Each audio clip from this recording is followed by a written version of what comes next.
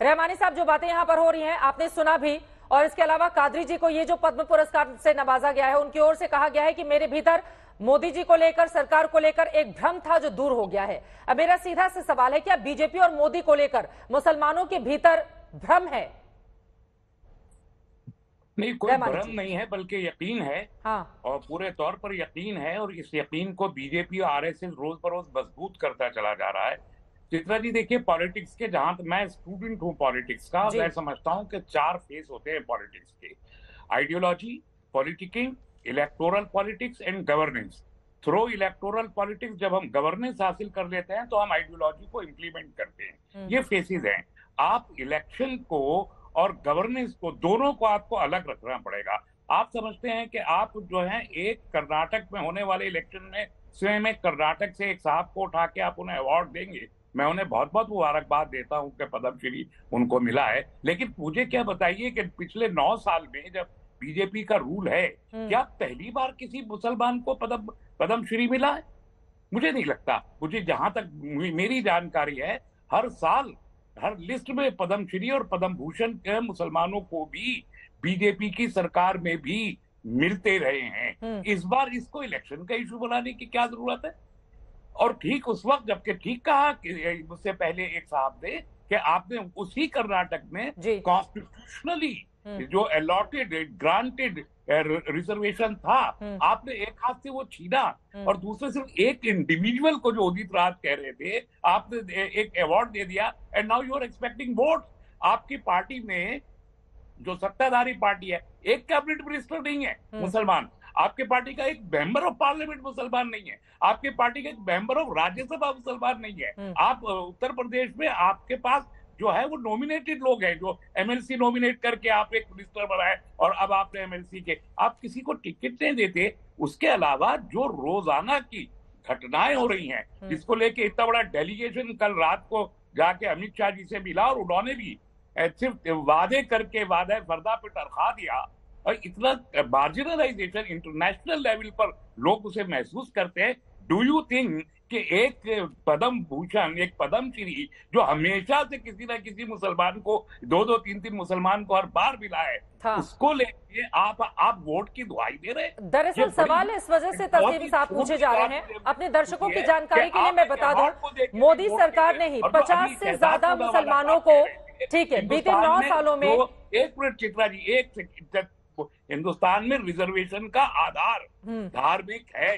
Article 341 का section 2 पढ़ लीजिए कि reservation non Hindus, non Sikhs, non Buddhist के अलावा को नहीं मिलेगा।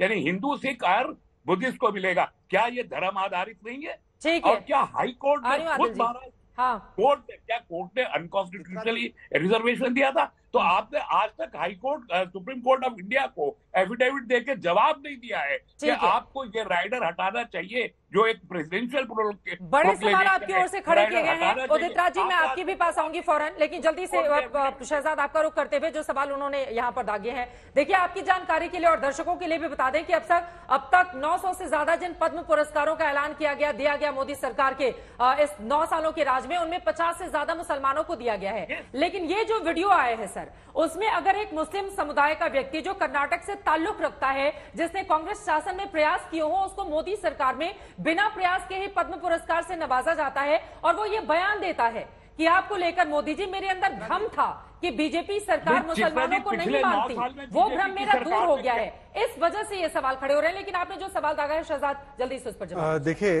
तस्लीम रहमानी जी की जानकारी को मैं थोड़ा सा ताजा कर दूं। गुलाम अली खटाना जी को राज्यसभा में उनको भेजा गया है पार्टी की तरफ से।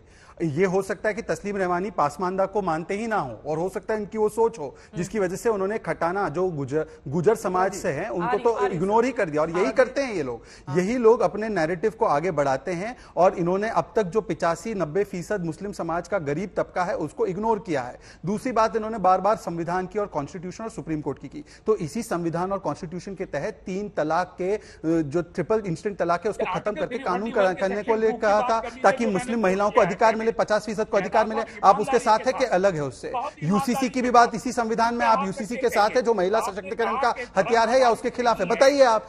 आपकी दृष्टि में केवल कुछ कट्टरपंथी ही एक पूरे मुस्लिम समाज को आप मान लेते हैं कि अगर याकूब को फांसी हो जाती है तो मुस्लिम समाज खतरे में, अगर अफजल को फांसी हो जाती है तो मुस्लिम समाज खतरे में, औरंगजेब की कब्र पर जाकर सिजदा करना है, परंतु एपीजे अब्दुल कलाम, उस्ताद बिस्मिल्लाह खान, वीर अब्दुल हामिद, इन लोगों को कभी इन्होंने याद किया है? कभी इन सेक्युलरिज्म के सुरमाओं ने कभी जाकर इन महान विभूतियों को याद करने का काम किया? नहीं करेंगे, क्योंकि उनके पूरे एनालिसिस में केवल औरंगजेब और केवल अफजल गुरु ही वोट बैंक की राजनीति के लिए वो इस्तेमाल करते हैं और इसी तरीके से मुसलमानों को भड़काने का काम किया जाता है। शहजाद साहब को छोड़ूंगा नहीं, आप मेरे सवाल का जवाब दीजिए।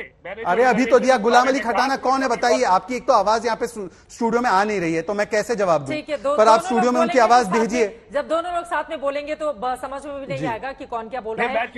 जल्दी से सर बोलिए सर, बोलिए रहमानी जी, बोलिए सर। मैं ये अर्ज कर रहा था कि मैंने ये कहा कि रिजर्वेशन धर्म आधारित है। ये विडंबना है देश की कि सेकुलर कॉन्स्टिट्यूशन में जो रिजर्वेशन का आधार है प्योरली धर्म आधारित है।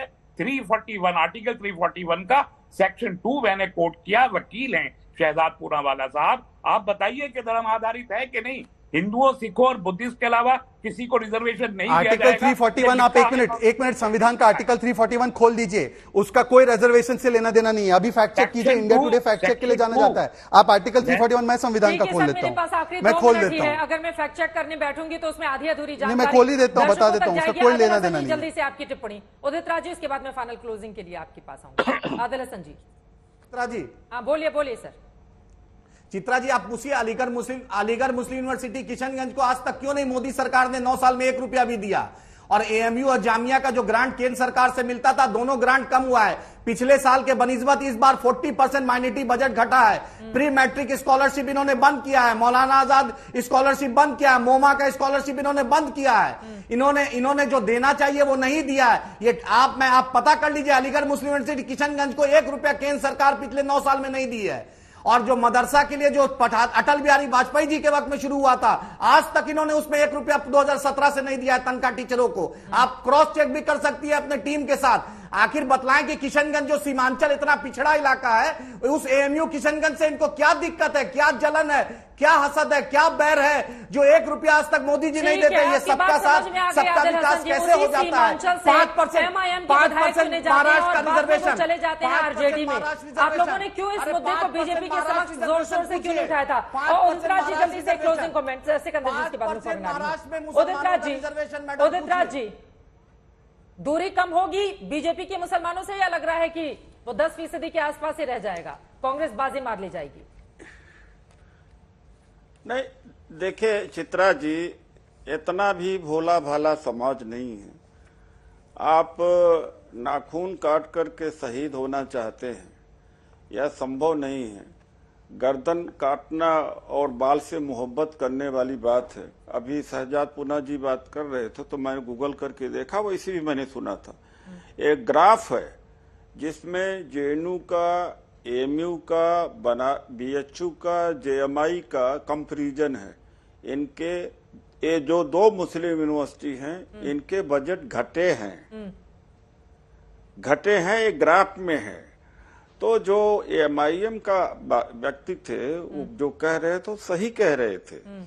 और एक बात है कि इस देश की जो सबसे सब्सटेंशियल इंस्टीट्यूशन है, पॉलिटिकल इंस्टीट्यूशन है, पार्लियामेंट है, वहां तो एक टिकट इन्होंने दिया ही नहीं। क्लोजिंग कमेंट, दूरी घटेगी बनी रहेगी, क्या होगा बीजेपी के साथ? देखिए, ये जितने लीडर हैं और जितनी ये रीजनल पॉलिटिकल पार्टीज हैं और जितने ये रोज के दल बदलने वाले लीडर बोल रहे हैं, उदित राज जी ने पता नहीं 4 बार तो दल बदला है। इन्होंने सबसे बड़ा नुकसान मुसलमानों का किया और दलितों का किया है। दलितों के मसीहा बनते हैं, दलितों के लिए उन्होंने कुछ भी नहीं किया। कोई इनके पास अपने प्रोग्राम नहीं है।